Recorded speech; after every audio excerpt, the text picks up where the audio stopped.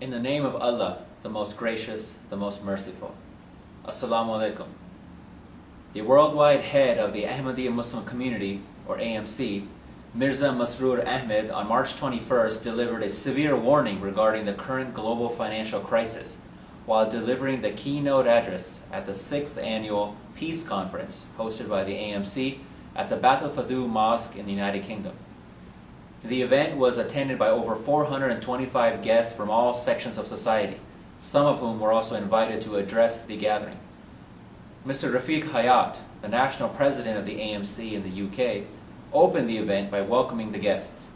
He said there is an urgent need throughout society for people to understand each other's faiths and beliefs, as it was only through mutual understanding that peace could be achieved.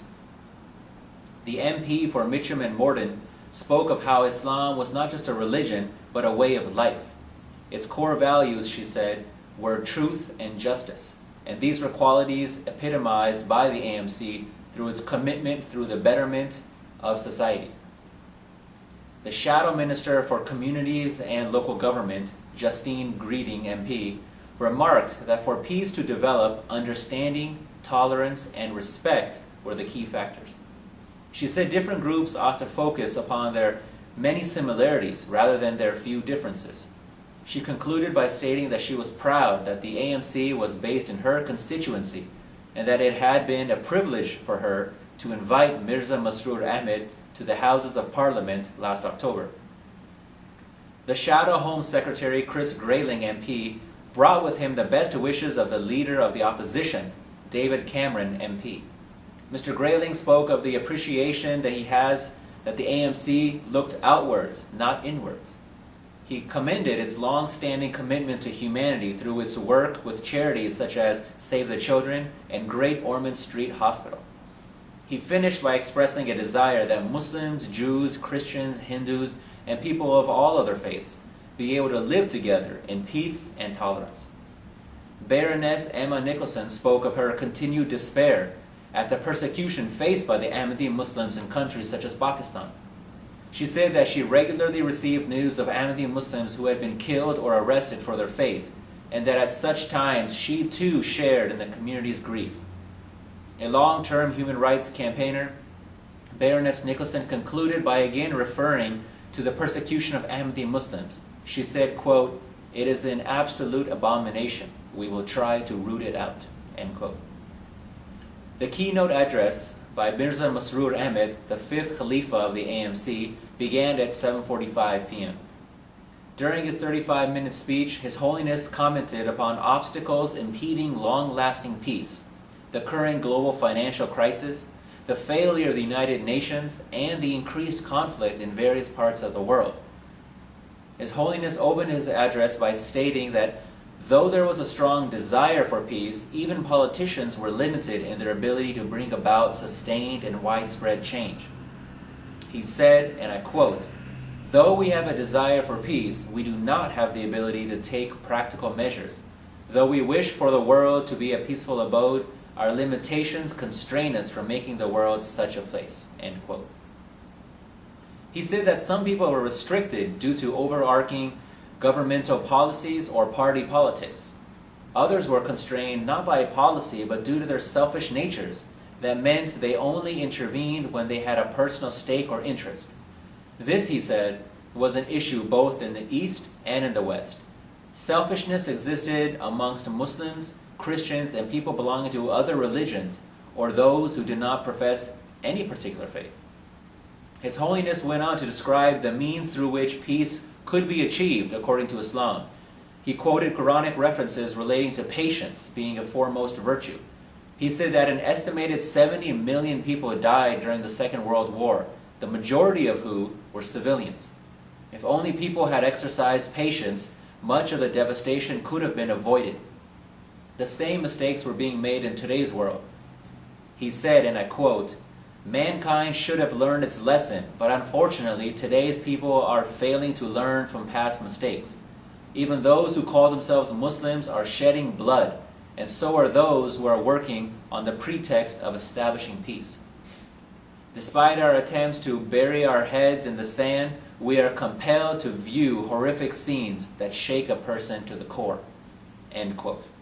The United Nations, he commented, was a vast organization whose founding principle was to establish and maintain peace and security throughout the world. It had largely failed to achieve these noble ideals due to a lack of justice and fair dealing between member states. Referring to Japan as an example of a seemingly well-developed and prosperous nation, His Holiness said that despite the overt sense of freedom, at an individual level, people in the country had narrated a sense of frustration and restriction. Regarding the United Nations, he continued, quote, "The United Nations was formed for the establishment of peace, but its attempts at bringing about peace in any country where disorder exists have never achieved the level of success that such a large institution ought to.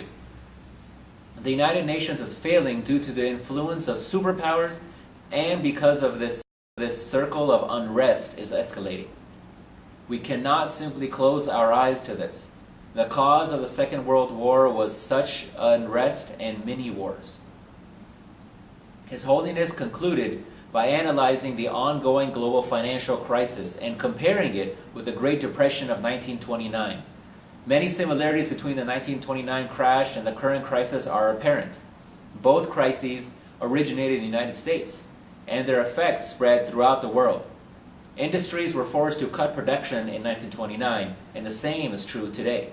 At an international level, trade was down. At a domestic level, companies were going out of business or facing a marked reduction in profit. And at an individual level, people were being made redundant and facing repossession of their homes.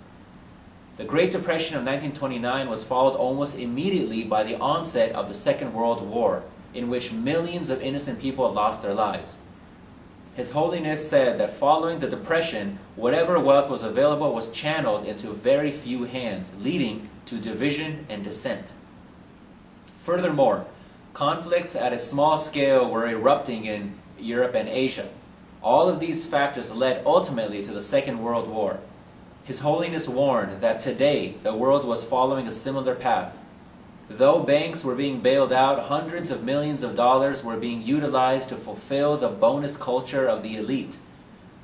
Conflicts were emerging throughout the world, in particular in the Middle East, South Asia, and in Eastern Europe. His Holiness expressed a desire that the world learns from its past mistakes and thus avoid a future world war whose advent could only be horrific and devastating. He said, quote, "Governments, providers of capital, and the UN should understand their responsibilities. These are to fulfill the requirements of justice and to give due regard to the rights of each other. They should think, deliberate, and find a solution based on justice. They should selflessly endeavor to establish peace. And most importantly, they should fulfill the rights owed to their Creator and avoid His displeasure." End quote. Following the main address, the guests enjoyed dinner and then had an opportunity to meet with His Holiness.